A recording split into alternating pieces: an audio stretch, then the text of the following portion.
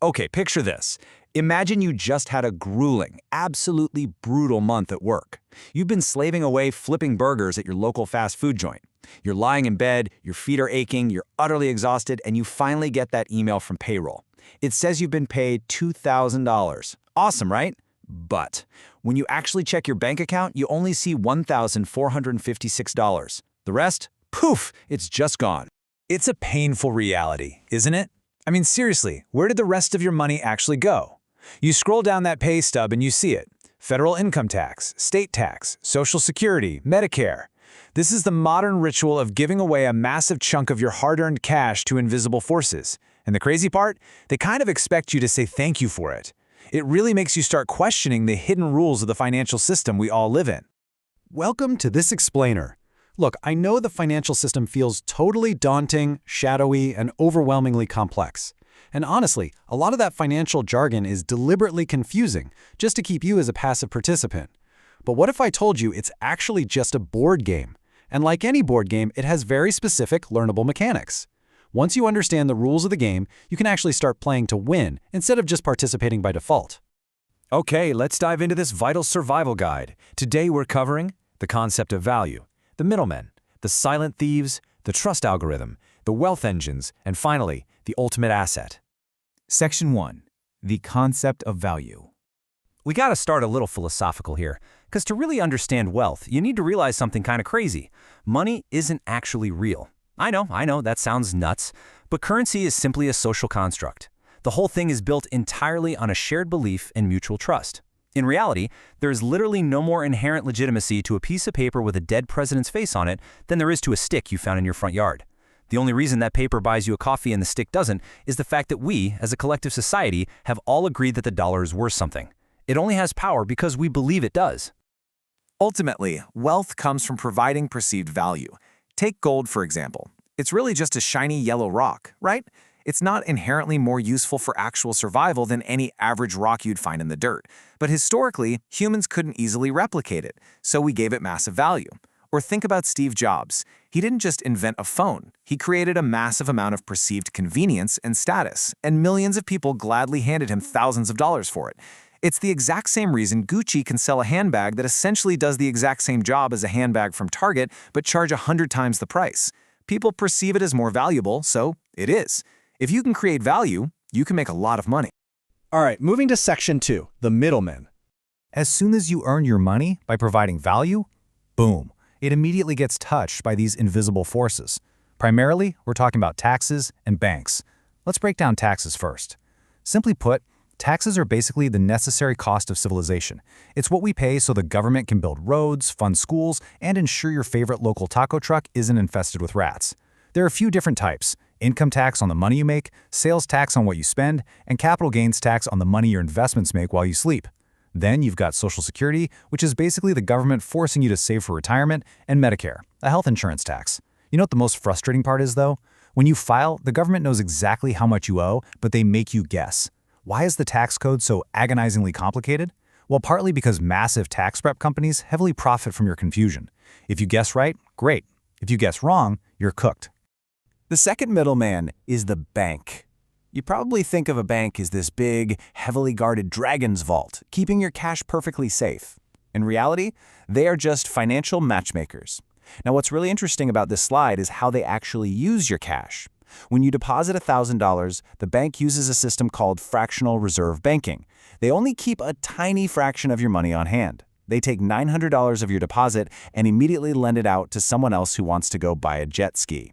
They make their money by paying you a tiny, practically invisible 0.01% interest rate for holding your cash, while turning right around and charging the jet ski guy a 10% interest rate using your money. But hey, don't panic. It is absolutely still safer to keep your cash in a bank than stuffed in a shoebox under your bed. Why? Because in the US, most banks are insured by the FDIC, the Federal Deposit Insurance Corporation, up to $250,000 per person. The government basically assures you that no matter what happens, even if the bank makes terrible loans to guys buying jet skis, your money, up to that amount, is completely 100% safe. Section 3. The silent thieves. So these are the slow-burning economic forces that you don't always notice day to day, but man, they silently erode your wealth and disrupt your life over time. The first silent thief is inflation. Inflation doesn't happen overnight with fireworks, it's a slow, quiet erosion. Think about a fast food meal a decade ago compared to today. Suddenly your burger combo is $12 and your bag of chips is half empty but costs 30% more. This is caused by basic supply and demand. If 2,000 people have cash and they all want a $500 TV, but the business only has 1,000 TVs available, well, the business just raises the price to $800. When everyone has cash and wants the exact same limited goods, prices naturally rise and your dollar simply buys less than it used to.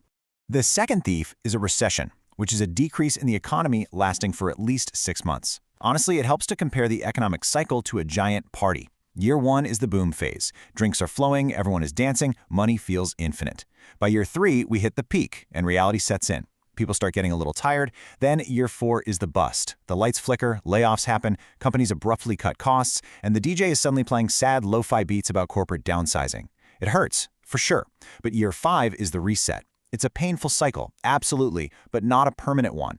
Eventually, the hangover fades, spending returns, and growth resumes. Next up, Section 4, the trust algorithm. You probably know this algorithm as your credit score. This is essentially your modern adult report card. But remember, this score is not a measure of how wealthy you are. It is purely a measure of your trustworthiness to lenders. The score ranges from 300 to 850. If you dip below 580, you are considered a walking red flag. But if you score over 750, you are sparkling with adult credibility. This little 3-digit number decides whether you get a house, a car, or get slapped with a soul-crushing 27% interest rate on a new TV. And it goes way beyond loans. Landlords use it to deny apartments, and some employers even check it before they'll hire you. So what actually makes up this shadowy algorithm? It's calculated through 5 main factors: payment history, which is the absolute massive one, credit utilization, credit age, credit mix, and new credit. Let's look at the trickiest one real quick: credit utilization. This just means if you have a $1,000 credit limit, don't spend more than $300 of it, or lenders start to think you're desperate for cash. Honestly, think of your credit score like a pet dog. Ignore it and it poops all over your life. But take care of it, feed it on time, and someday it might help you buy a house. You can literally have zero debt and $1 million in the bank and still have a trash score if you have no credit history. It is entirely about looking good to lenders. Section 5, the wealth engines. Let's move to and see how this builds. Because it is time to flip the script from defense to offense. We've talked about what takes your money. Now let's explore how your money can literally clone itself. Interest is basically money's way of charging rent to exist in someone else's hands. Simple interest is like a flat fee. But compound interest? Oh, that's where every dollar you have now gets clones, and those clones also start demanding rent. If you owe 20% on a credit card, compound interest turns your $12 burrito into a $50 regret. But on the flip side, investing at a solid annual compound interest rate acts as a literal financial cheat code. In fact, there's a trick called the Rule of 72. If you divide 72 by your interest rate, that's exactly how many years it takes your money to double without you doing a single thing. To beat inflation, you need your money to stop just sitting around and start working. You do this through investment vehicles. You can buy stocks, which are tiny ownership slices of individual companies. You can buy bonds, which are essentially loans you make to a government or a corporation. Or you can buy funds, and a really great example here is an index fund, like the S&P 500.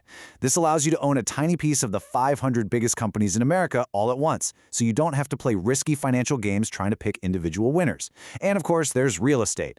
Look, trading your money for more money always involves some level of patience and risk. Markets absolutely go up and down, but the real danger isn't losing money in the short term, it's never investing at all and watching inflation quietly steal your future. Finally, Section 6, the ultimate asset. Let's tie all of these financial rules together to reveal the singular ultimate multiplier of true wealth. So, the crucial point is that investing isn't about being lucky. It's about being early, diversified, and patient. The absolute truth is, most wealthy people didn't win the lottery or pick some magical overnight startup.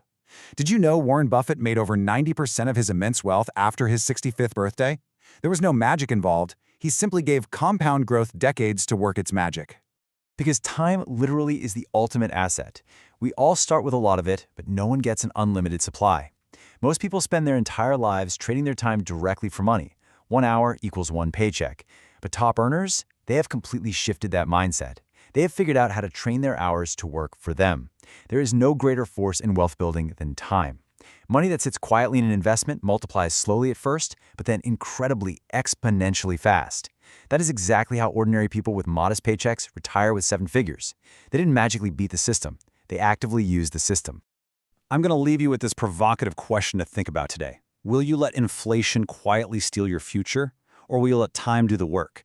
Yes, the financial game has complex rules, and sure, some might even say it's completely rigged. But if you learn the mechanics, if you understand value, mitigate the middlemen, dodge the silent thieves, build your trust algorithm, and fuel your wealth engines, you can absolutely rig it right back in your favor.